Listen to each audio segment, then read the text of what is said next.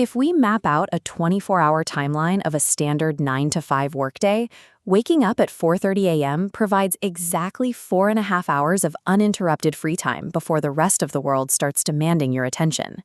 When you wake up as late as possible, that potential free time doesn't disappear. It just slides to the end of the day. It clumps together with your post-work hours into one massive, messy block of time right before sleep.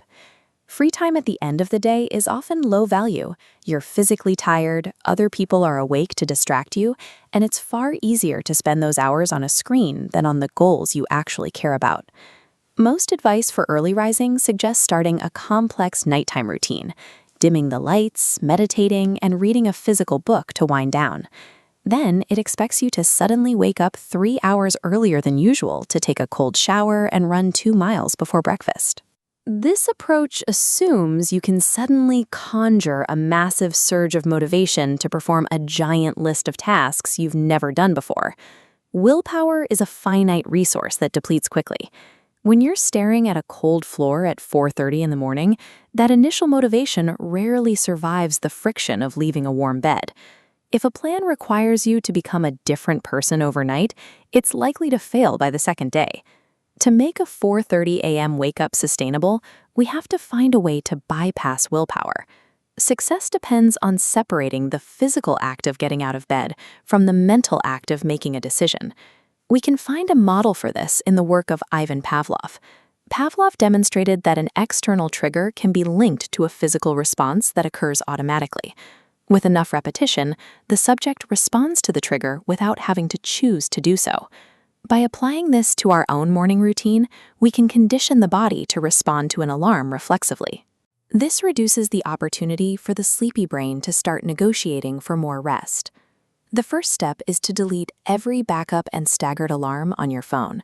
Multiple alarms teach your brain that the first trigger is meaningless. It trains you to ignore the sound rather than act on it. Step 2 is a daytime practice drill.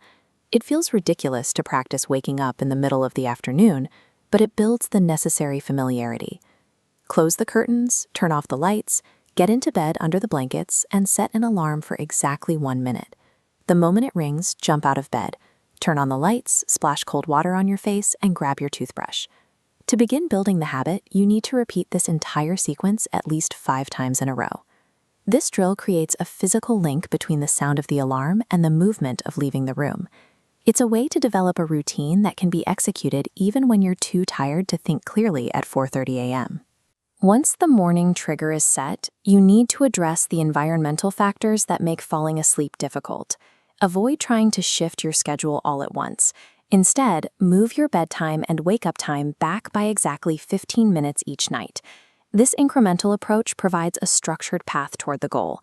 By day 10, the body has had time to adjust to the new schedule far more effectively than it would through a sudden, jarring shift. You also need to manage light. Turn your screen filters to a deep rep and stop using all screens 30 minutes before your target bedtime. Finally, look at your physical inputs.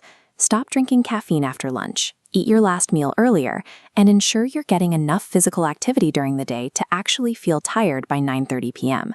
These small adjustments reduce the resistance to falling asleep. When the body is physically ready for rest, the brain doesn't have to work as hard to force it. Engineering a 4:30 a.m. wake-up comes down to 2 practical factors: consistent repetition and the deliberate removal of environmental friction. The result is a shift in when you spend your time.